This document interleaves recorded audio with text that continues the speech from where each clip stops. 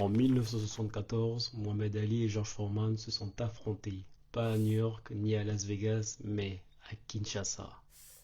Imagine, en 1974, deux géants de la boxe s'affrontent.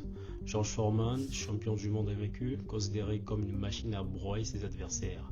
Et Mohamed Ali, déjà une légende, mais que beaucoup jugent trop vieux pour reprendre la ceinture. Mais ce combat n'allait pas se faire aux États-Unis, non. Il allait se dérouler en Afrique, à Kinshasa, capitale du Zaïre, aujourd'hui nommée RDC. Pourquoi là-bas? Parce que le président Mobutu voulait que son pays brille aux yeux du monde.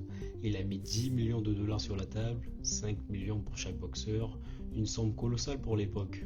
Pour Mobutu, ce n'était pas qu'un match de boxe, c'était une opération de propagande. Montrer que le Zaïre pouvait accueillir le plus grand événement sportif de la planète.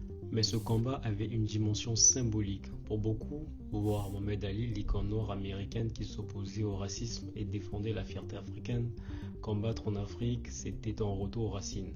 Dans les rues de Kinshasa, on scandait Ali, Ali. Ce soir-là, Kinshasa est rentré dans l'histoire. Ce n'était pas seulement un combat de boxe, c'était un moment de politique, de culture, de fierté africaine, retransmis dans le monde entier.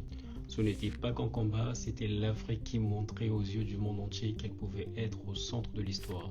J'espère que ça t'a plu et abonne-toi pour plus d'astuces.